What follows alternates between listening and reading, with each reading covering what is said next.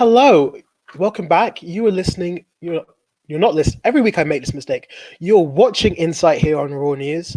I'm your host, Enoch Makungu. Insight is Raw News' premier news show where we discuss all the major issues of the week. This week we'll be talking about Labour's General Secretary standing down. Obviously, the resignation of a trade minister over a threatening letter he sent. The government's plans for lockdown ending and the anti-lockdown protests we've seen both in the UK and the US. But first, I want to introduce my panel, starting with our lovely program controller, Rin Dacheva. Rin, welcome to Insight. Hi. Yeah, it's my debut on this Insight with you as head of news, isn't it? It's true. This is both your first I'm Insight with me as head of news, but also your first Insight as a web show, technically. So congratulations. Very true. Thank you. I'm really honored to be here.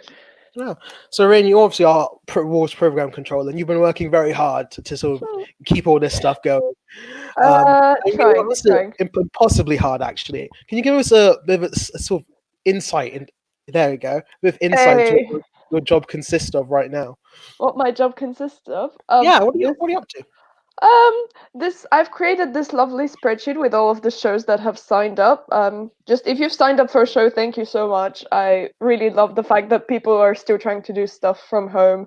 So essentially my job now consists of listening to people's shows and then doing things on social media. Yeah.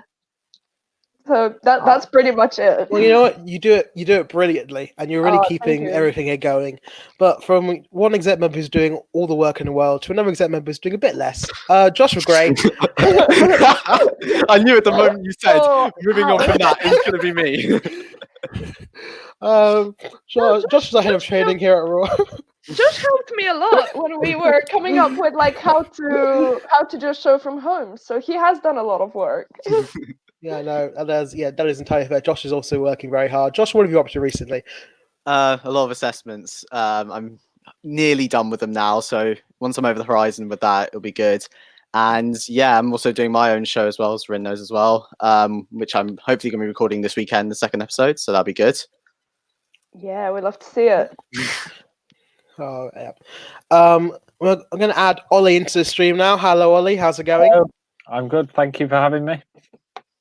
Yeah, Ollie is not sort of a radio. This is your second time on sort of radio. This is my second time doing anything. So as a guest, I mean, I started last week on Cam's show, The Alternative View, and this is my first time on this one. So still a bit nervous, but see how it goes.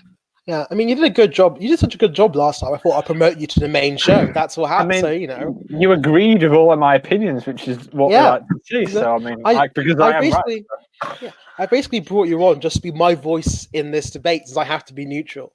So whatever Ollie says, just assume I agree with it. That's the you probably will, because I mean, you probably all will. So that's the main thing.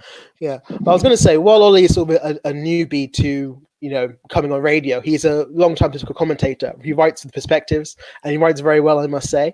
You got any articles in the pipeline, Ollie, or is it you? No, not at the minute. I've just wrote one on HS2, so you can all go and read it and see it for the vanity project it is. But that as well, leave my opinions for now. Yeah. But going from someone who's new to radio to a more long-term guest, Oscar, welcome to the stream. Hello, thank you for having me again. Yeah, you've been, I think, on almost every Insight I've done online, haven't you? Yeah. You're my most reliable. You're my most reliable guest. This show couldn't happen without you, essentially. So thank you so much. Yeah. Thank you for having me. Yeah, and you brought guests today. So how about you introduce them? Yeah. So this is Rhianna. Hello. There we go. And we've done a show before together back in February. It went really, really badly. It did. I'm sure it went great. Right. So this is the panel. This is the dream team. So we're going to start. We're going to start with a brief discussion, just because I feel like, as a university radio station, we talk about university issues. I want to talk about the safety net. So who here is currently affected by the safety net and the alternative exams policy? Is it just you, Oscar? Is it just you? Wow. So I mean, I guess Oscar, representing everyone who going through it right now. How's it going? No idea. I'm trying to keep an idea. I'm trying to understand what is happening with it, but the information is a little bit muddied in some way. I'm mostly making flashcards, preparing for my exams, which will be happening in end of May, beginning of June. Oh, so you don't have your exams yet? Then you're still a long ways off. Then. Yeah. Wow. Oh. Well, good luck to you. Thank you. So, Rhianna, what do you study then? Are you a first or second year? Yeah, I'm first year. I do classical civilization. That's nice. Oh yeah, I did classics for GCSE. That was a long time ago. I wasn't very good at it. Right, but moving from classics to current affairs, there's going to be a lot of really bad transitions in this show today. That's all I'm going to say. I know there's already been a lot of them, but it's only going to get worse from here. I can promise you that. We are seeing increasing questions around the lockdown, essentially, we've been going through both in the UK and in America. And we've been seeing a number of protests of people saying they want to lockdown. Panel, what do you think of these anti-lockdown protests? I'll start with the ones in the UK first, because they're quite a different flavour to one of those in America. I think we've seen a lot more calmer in the UK. What do you think of these UK protests? Ren, I'll come to you first. Oh, great. Thank you for that. To be honest, I haven't seen... The thing is, like, the protests in America, they're so sort of brutal and big. Like, the ones in the UK kind of fade in comparison, but I think, in general, I don't think anyone should be protesting, quite frankly, because in the end of the day, you may be protesting because you think you know what's best, but at this time... Now, I'm not a supporter of the party that's currently in power, but at times like these, you just have to trust the people in power because they have much more information than you do, hopefully the full information or as much as possible. And, you know, first of all, especially protesting in the middle of a pandemic just puts you and others at risk. So just no, I just completely disagree with anyone protesting. Go home. Stay Ollie, home. do you agree? Oh, yeah. Oscar, you agree with Ren then? Obviously, I think that the thing that people are starting to protest is because they're getting bored of the whole situation, not being able to go out, not being able to do the things that they want, like back to normality. But it's hard to see that normality, as the government and the UK government has been saying, I think is the catchphrase of this time. This is the new normal, and I really hate that catchphrase.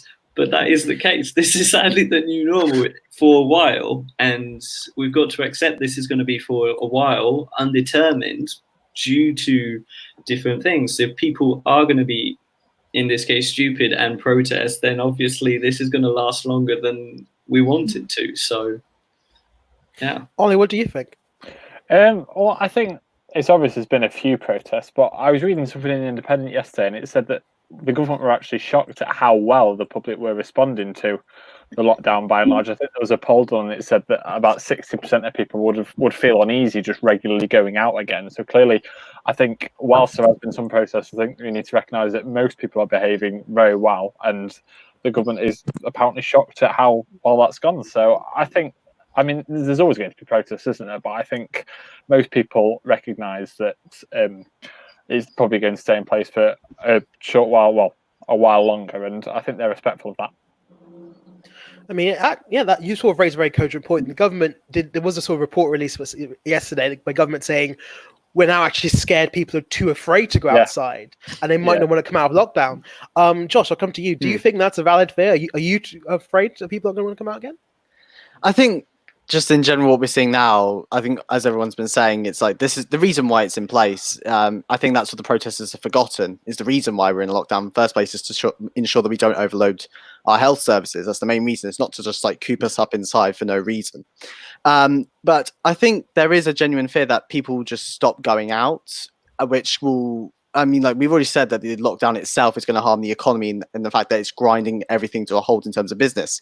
And then once we start slowly reducing the lockdown measures, the fear that people have, like as Ollie said, the 60% of people that said they're a bit scared to go out right now, it could worsen the economy even more. And I think that is a genuine fear. And I think that will happen over at least the first few months once we're easing these measures. Rhianna, do you agree? Yeah, I completely agree. Obviously the protests in America are a large step away from those that are happening in Britain. But yeah, it really is a question of whether we would rather temporarily lose jobs or lose more lives in the long term. I think it's really not a time for people to be thinking only about themselves. So yeah. Yeah, I mean, you touched on the American protests, so we'll go to that next. You've seen sort of in recent days, people with guns going to American state capitals, standing outside governors' buildings, basically saying, "We want lockdown to end. We're sick of all of this." Panel, what's your reaction? I'll come to you first, Ollie. I'm not surprised really, because I think a lot of what he said over the past few weeks hasn't been helpful, particularly his demonization of China. So it doesn't surprise me that people are starting to behave in the way they are, and I think that the government needs to take far more responsibility in saying the correct things and giving across the correct messages, like the ones we're receiving here, and hopefully then that will encourage people in America to be more mindful of the lockdown. But I think a lot of this I would blame on Trump and his attitude and his comments that he's made over the past few weeks. Josh, do you agree? Do you think this is Trump's fault? Well, you know my opinion on Trump, Enoch, as my previous appearances on other shows have shown. Yeah, I mean, it was perfectly put there with the demonization of China by Trump. He's turning this. I've said this multiple times over the past couple of weeks. He's turned this whole global pandemic into a propaganda war against particularly China, but also the WHO and anyone that technically is slightly against his position, which no one knows what his position is anyway. So, but I think Trump's demonization of the whole idea of the whole demonization of China, and also he's also openly supported these protests and saying that he agrees with them and that he's like supportive of what they're trying to do. This isn't helping at all, and it's worsening the situation, particularly for America, which we've been seeing. They've got one of the highest infection numbers and one of the highest death tolls among all the countries in the world right now.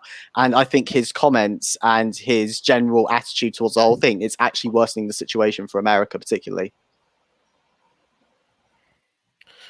All right. Oscar, I'll come to you. Firstly, what do you think of these American protests? And secondly, do you think Trump's making it worse?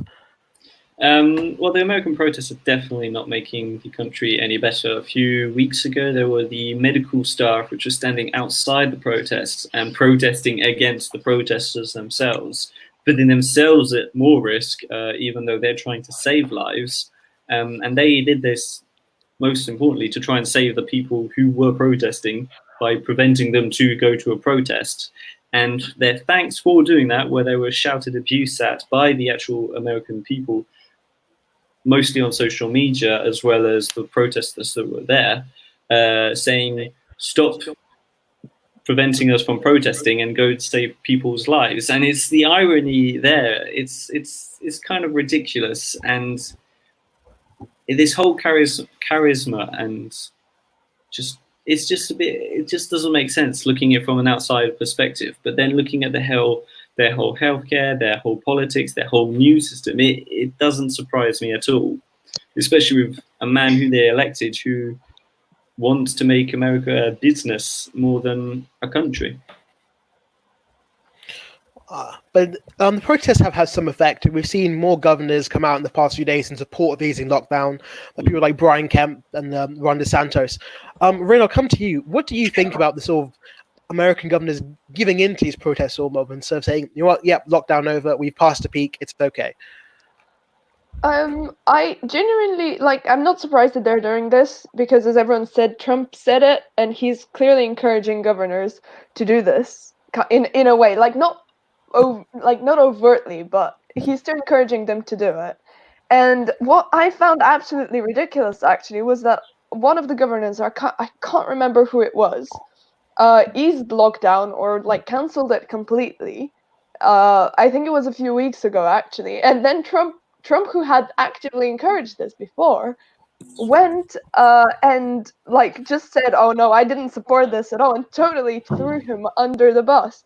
So like governors supporting this, it's not surprising at all, because Trump, I think, has clearly tried to sort of do damage control, because I think he's really worried about the elections this year and how this is going to impact them.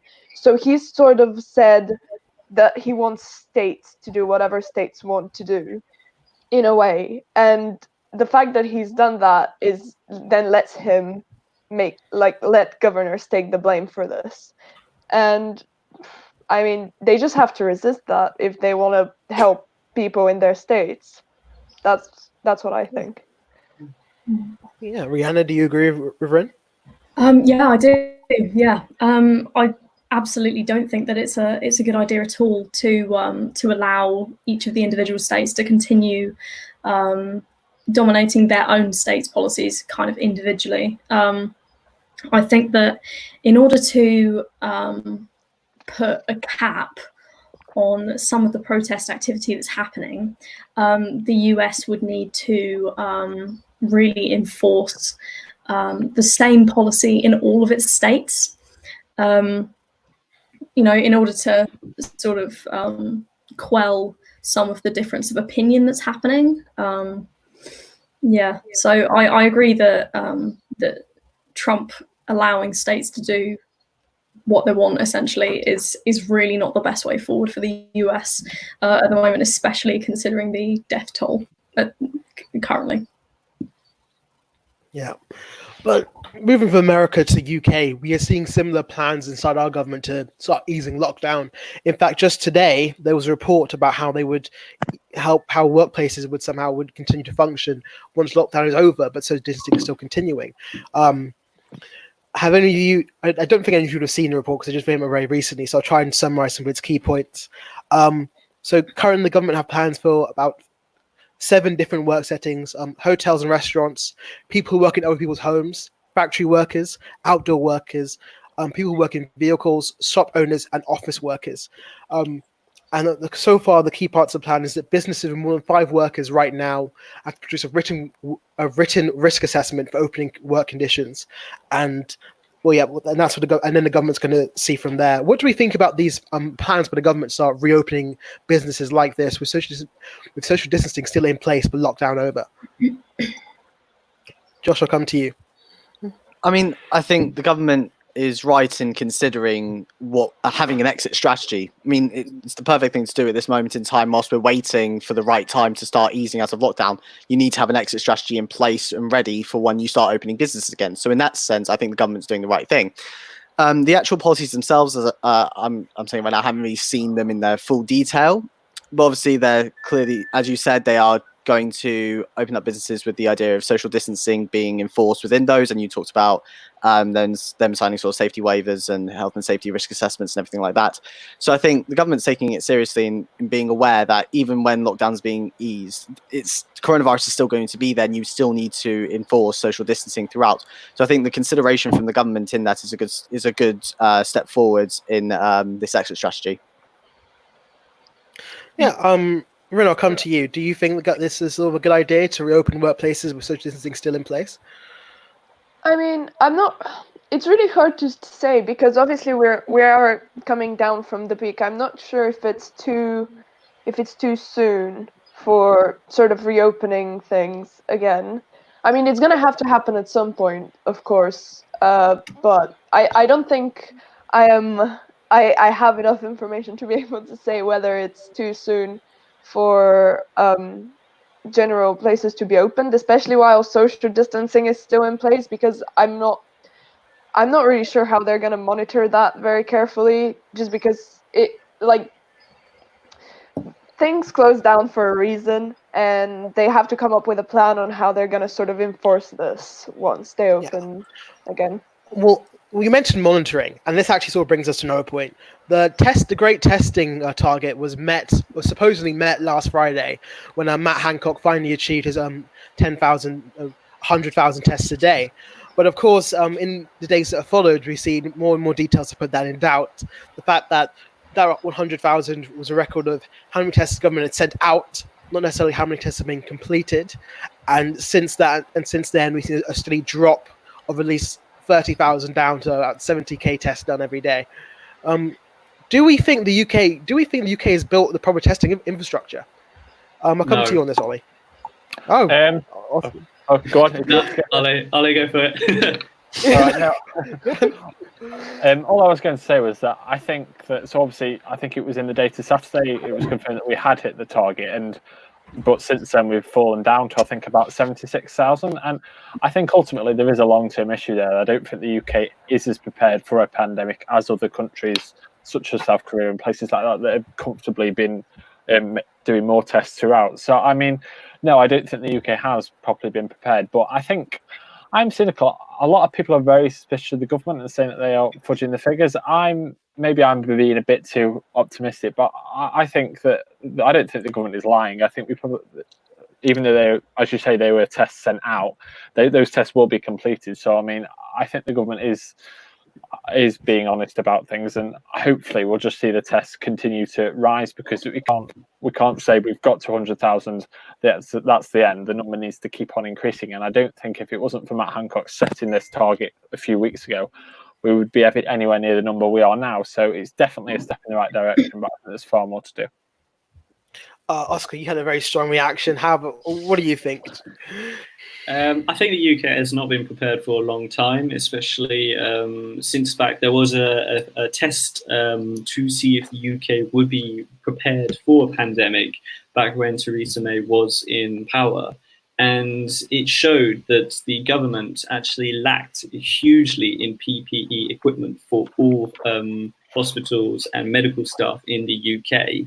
And the government actually dismissed this and ignored the testing because it wasn't following their own agenda for them to become, they're following their own agenda.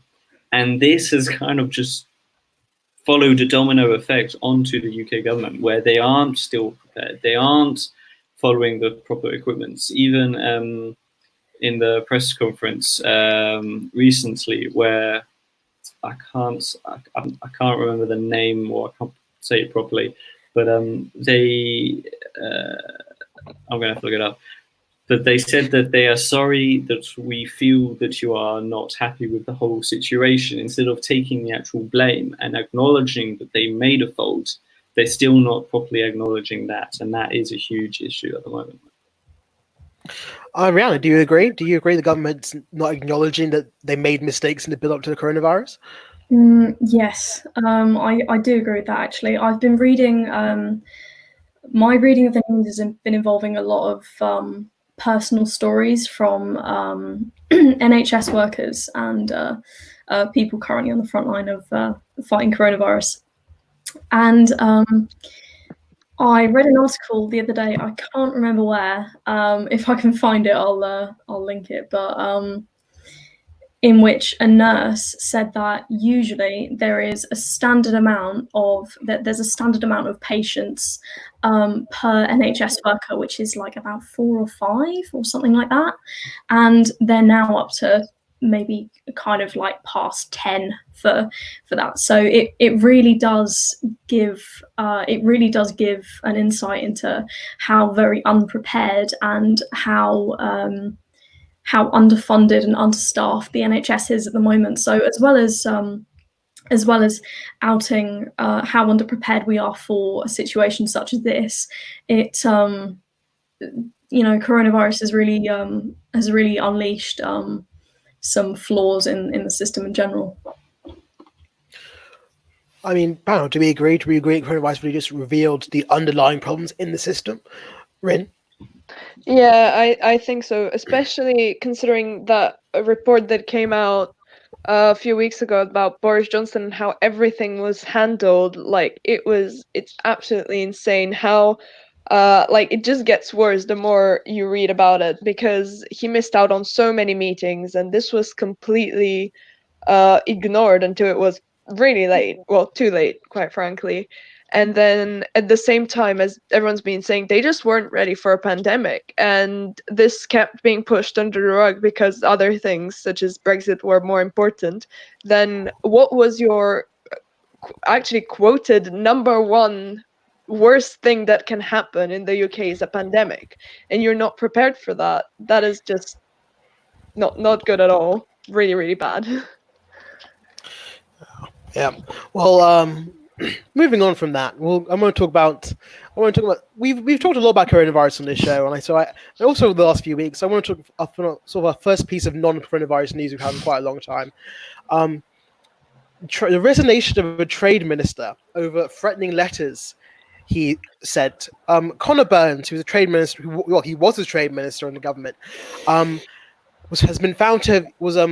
resigned after he was found to have used his position as an MP to intimidate a member of parliament.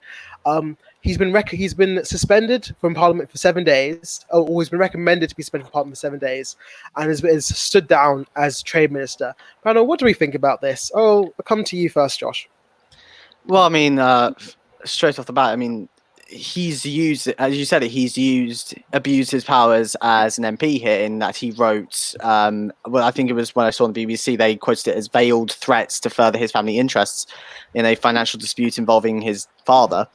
It's a clear abuse of his powers as an MP, since there is such thing as a parliamentary privilege in that they are protected in what they say in the Houses of Parliament.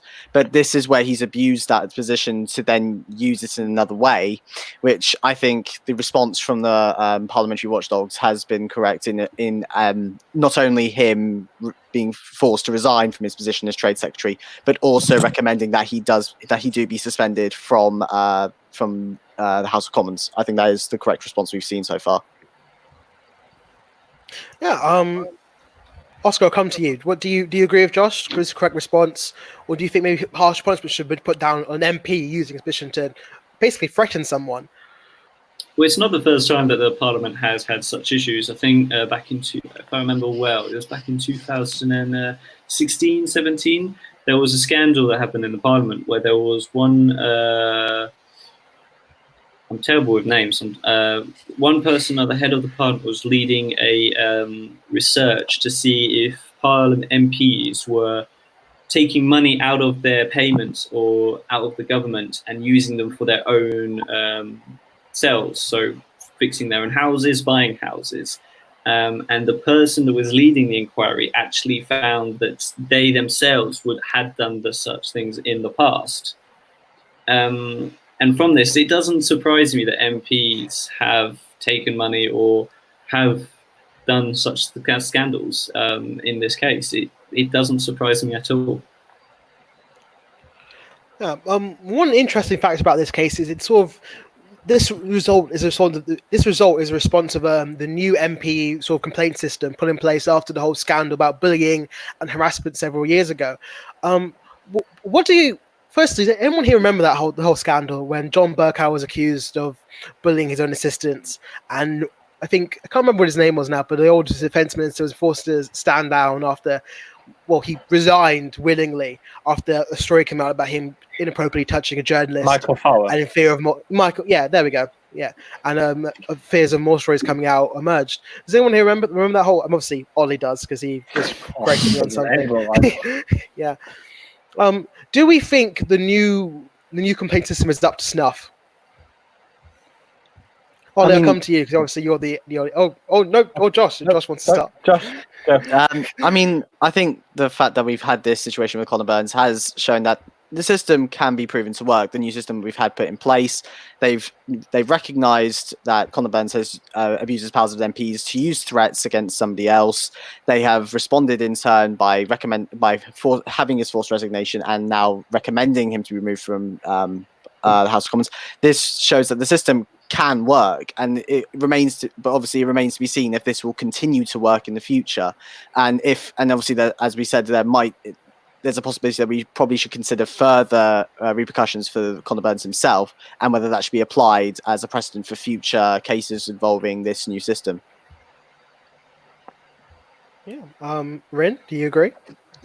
I think I do agree, but at the same time, we see so many of these things happen over the years, and they just keep happening. Like, I think, as Josh was saying, it might be necessary for further action to be taken about this, because I feel like a lot of the times it just happens and we're like, oh no, that's bad, don't do that, and then it just happens again, and then we just sort of forget about it and the cycle carries on.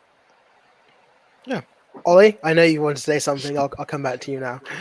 No, all I was really going to say was that I think the response by Parliament has been correct in suspending Conor Burns, because I mean, if you threatened anyone in any other workplace, what would be the disciplinary action that you would face. So just because it's Parliament, it shouldn't be any different.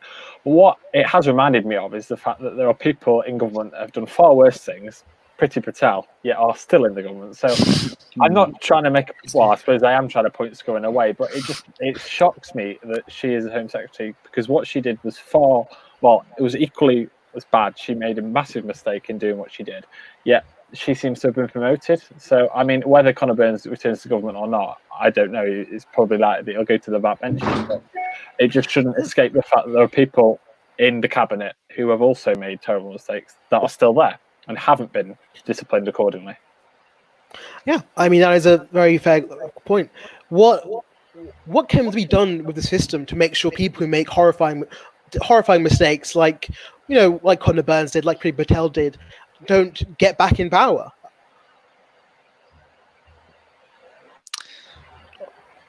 Ollie, Josh, whichever one wants to go first. I can see you both sort of preparing to talk. It's like, Josh. I was just thinking that usually I have my mouth open when I think. I think it's pretty difficult. You need to find a balance, because, of course, every human can make a mistake at any point. Whether it's to the point of Conor Burns and Priti Patel's mistakes, these are a bit worse than what a normal human being makes. So in this sense, I think there needs to be further, in terms of this, where it's a mistake from a person within government who has made these mistakes. I think a sort of punishment where you have to be barred from joining the government, you have to be forced to the backbenches for a certain amount of time, almost like a minimum sentence to the backbenches. There's a certain way you can resolve this, but obviously, as I said, for smaller issues which are not to this extent, you could certainly have like a slightly more lenient sentences to have a bit of a slap on the wrist saying, if you do it again, this will happen instead. Yep. Oscar, do you agree with Josh? Do you disagree? Oh, I completely agree. Maybe even introduce like a free warning policy. So after 3 warnings, you get completely kicked out, and you then have to serve at least some more sentencing, even maybe imprisonment for a while, and then even completely stripped of the title of being able to work as an MP completely. Ollie, do you agree there? No, do you think imprisonment should be on the cards? I don't know about imprisonment. I feel like any crime that is committed towards other people in Parliament should be treated just as accordingly as it would be in any other circumstance. But it's a fine rope, isn't it? I don't know. What I find interesting is how this gets legislated, because I'm not saying it's turkeys baiting for Christmas, but I feel like trying to convince MPs to give themselves very strict sentences when they make mistakes, I don't know how difficult that would be to get that through Parliament. That is incredibly fair. But I think we'll have. Anyone have any final words on this topic before we move on to, I suppose, our last topic of the day, Jennie Formby? Anyone have any last comments about poor Conor Burns and his 7-day suspension? All right. So, Labour's General Secretary, Jennie Formby, has stood down today. Ollie, I know you had a lot of things you want to say about this, so I'll come to you straight off the bat for your response on this subject. I think it's inevitable that she would have gone anyway. I mean, I don't think it's unreasonable that a new Labour leader was to appoint a new General Secretary. I think that's totally a legitimate thing to do. But I think that I do welcome it, because I think she didn't tackle anti-Semitism in the party effectively at all. And what I think is also worth mentioning is that the General Secretary of the party is elected by the NEC. And obviously the NEC now is far more moderate controlled than it was 6 weeks ago. So hopefully that means that there will be a General Secretary that is not only supportive of Keir's leadership, but is not necessarily from the hard left ilk. So I think it's just another step in the right direction for Labour, but the work is by no means over yet. But I think anti-Semitism now, I feel like it will be, they will be able to tackle it far more effectively now we've got a new General Secretary. Yeah, so this is sort of give a bit more background on Jennie Formby for people who may be less informed. Jennie Formby, actually, yeah, Ollie, how long has Jennie Formby been General Secretary of the Labour Party for? I think just Because over 2 years. So it was in Nicol just- before her. She didn't get. So when Corbyn first became leader, she wasn't immediately appointed, but she was appointed, I think, 2018-ish. So yeah, not too long, but she hasn't exactly had a great record. Yeah, she was sort of in this might be one of the most places people will know her from. She was seen as being in charge of Labour's complaint system, and so during the whole anti-Semitism scandal, she was very much seen as someone who was not handling it very well. So her sort of standing down is seen by many as sort of a signal of that Keir Starmer's taking a new stand on anti-Semitism. Oscar, I'll come to you. What's your reaction to this? It's quite interesting because it will lead for Starmer to really introduce someone new into this position, and I've kind of been reading on some of the people who might have a chance or who might be taking over. Can't remember where I wrote it. So it's either successful possible candidates are Annalise Migley and Lisa Johnson, who one is the United Political Director and the other one is the Unison official Emily Oldknown and GMB's Director of External Relations. So both have some interesting resumes and what they could possibly add to the Labour, but it'll be definitely interesting to see who will take over this position. Yeah. I think one of the key things of Jennie Formby standing down is the Labour left now shows almost no major parts of the party, whereas only a few months ago they were in charge of essentially everything. Rin, what's your response? How does a faction fall so quickly from complete ascendancy to bottom rung? The last general election. I mean, that's essentially it. I think basically within Labour, because of pretty much the failure that was the general election, I'm not surprised at all that pretty much everyone that was supportive of Jeremy Corbyn has just sort of fallen to the back. And I mean, I think it's good that that's happened, because clearly Labour needs new people in charge. It needs to move on. It needs to change things up. And while I know I've said many times I support Keir Starmer, and I did, and I'm very, very happy that he was the one that's elected. Whether he's going to bring these changes is still, questionable. So I'm not really sure what's going to happen. But definitely the General Secretary stepping down is no surprise at all. Yeah. Rhianna, I'll come to you. Do you think do you agree with Rin's assessment that the 2019 election was the death blow for the Labour left?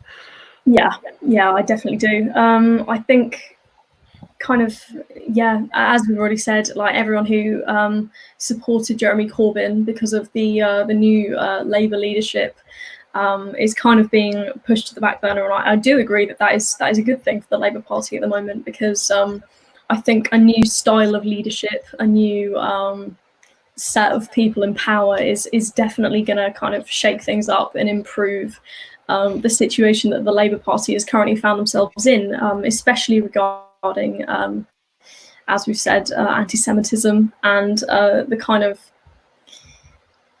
more. I think it would be good for some sort of more traditionalist Corbynite MPs to sort of be pushed out of the main picture for at least a good while. Yeah.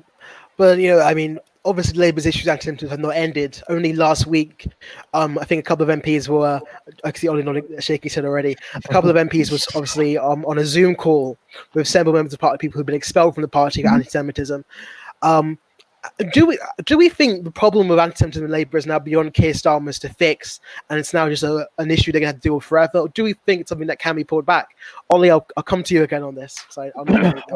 I mean, first of all, I'd say that the left has always historically had an issue with anti-Semitism, but I think that just because by way of a new leader, that does not guarantee that the problem will be fixed. I mean, there is massive challenges for Keir, and I personally supported Lisa Nandy because I felt that she was best to tackle it, and the Jewish Labour movement nominated her to be the Labour leader. But I mean, they are supportive of Keir Starmer as well.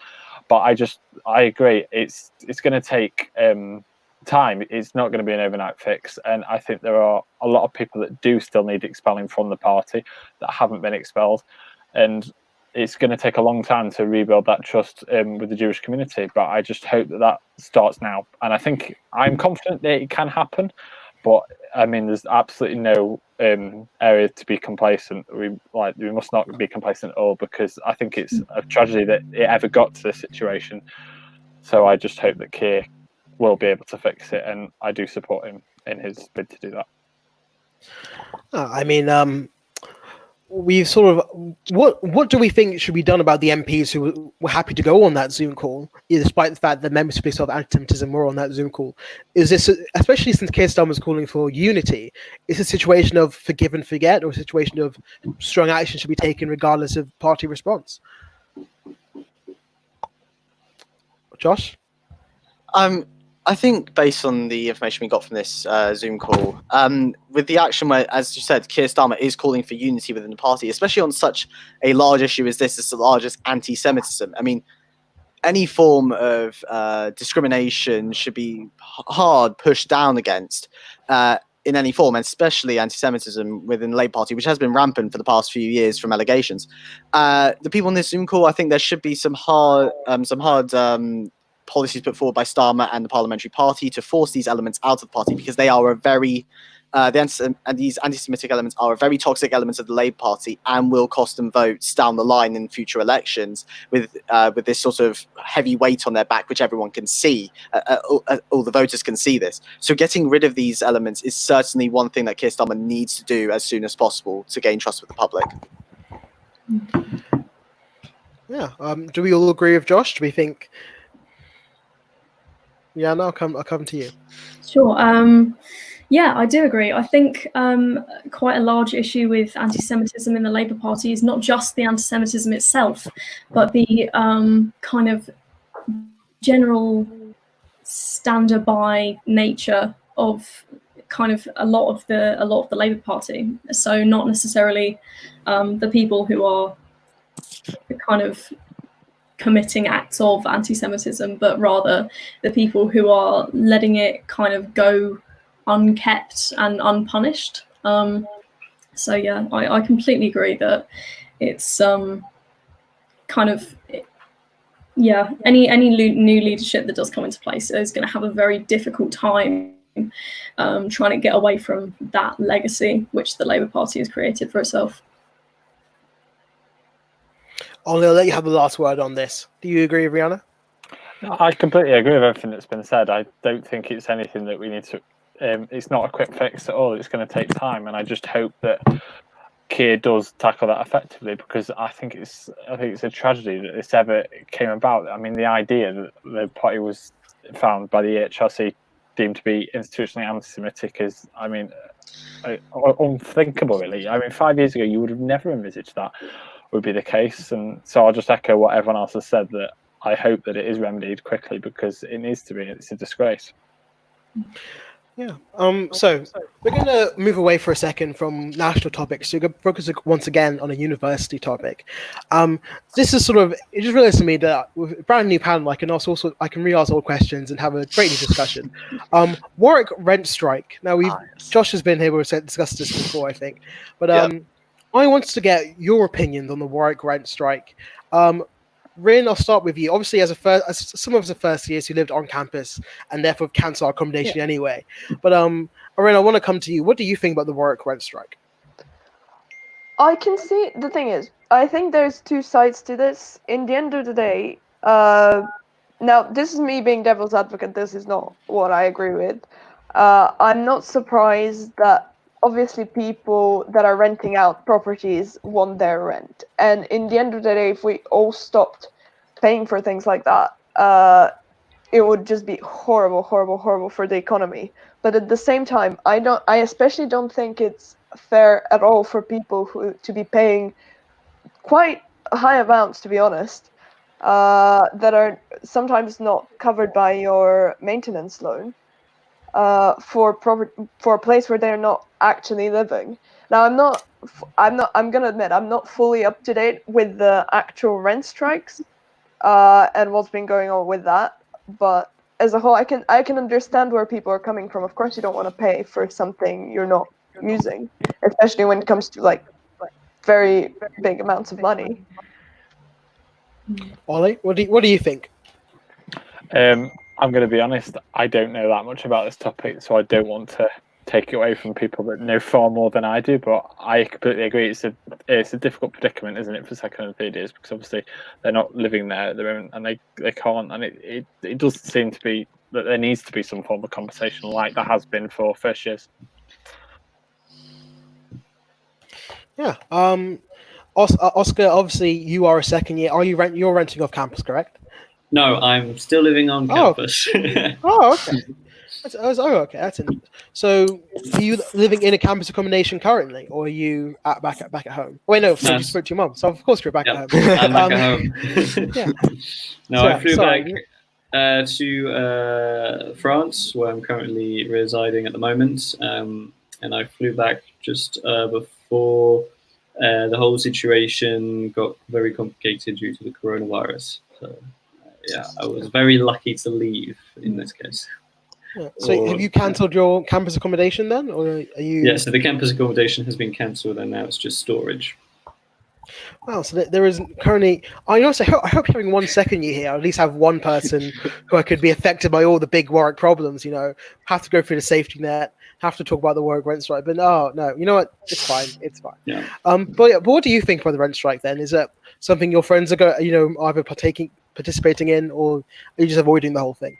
Well, I have had some people that I know from my course who have participated in it, and then others who are trying not to really get too much involved because they have their belongings still there, and some of the landlords are saying, well, listen, this is the accommodation, this is a contract, you have to obey the contract to the end of the term.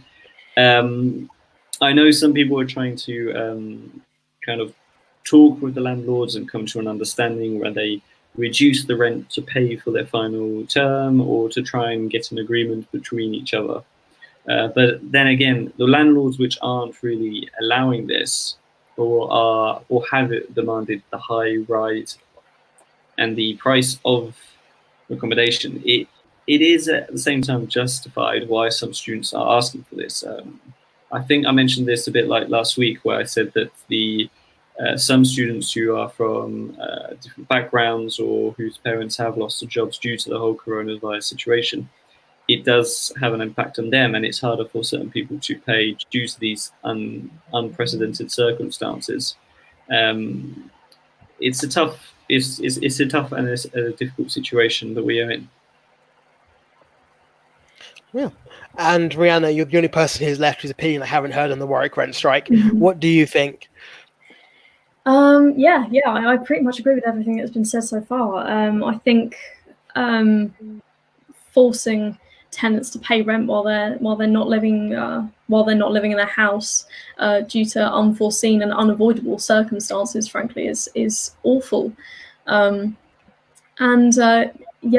we've just said, people whose jobs or whose parents' jobs have been affected by the virus are really in no position to be able to, in some cases, pay their rent at the moment. So it's it is very much a case of people needing compensation where compensation is sort of due, because they can't do anything about their situation. So why would they have to continue in the normal manner in terms of their rent when everything else is completely up in the air?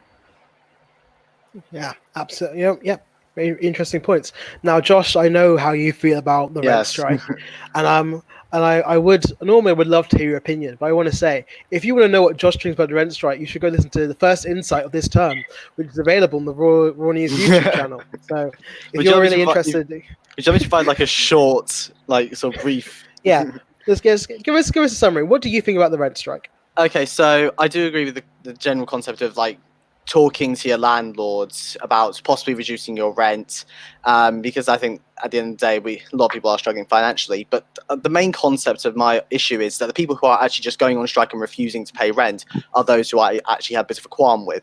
Is that you signed the contract, you should be paying your rent, and you refusing to pay rent is actually going to allow the landlords to then sue you, and that will allow you to have a worse off credit score, because it shows it won't say, oh, I refused to pay because of the coronavirus situation, I didn't have the money. No, it will just say you didn't pay, which will worsen your credit score in the future because of a missed payment, as it will be put down as. So you should be paying your rent as it is. I don't mind the concept of, as we've said here, talking to your landlord, asking for a lower rent and coming to some form of agreement from there. But simply flat out protesting it and not paying your rent at all, I think is rather stupid, in my opinion. All right. Well, yeah, that is actually basically what you said last time, I think. So yeah. But if you want to find the full 10 minutes conversation about it, it's that was big available on Insight on. I think it was a little angry. People last time had way more opinions about it than we have this time. They were a little angry about the whole situation. But thank you everyone for coming on. This is a slightly shorter show today because obviously not much is happening in the world except coronavirus. There's really so much you can say about the coronavirus until you're just repeating yourself. And I've been repeating myself for 3 weeks now, which is terrible. Thank you everyone for coming. Thank you everyone for listening or watching. If you want to catch more Raw news, as I said, every insight we've done before is available on our YouTube channel, as is Front Page, a show that aired earlier today, and a new show that started last week. And of course, tomorrow we have the Alternative View with Cam Hall hosted on his own Facebook page, but I will share the link here to all the Raw News socials.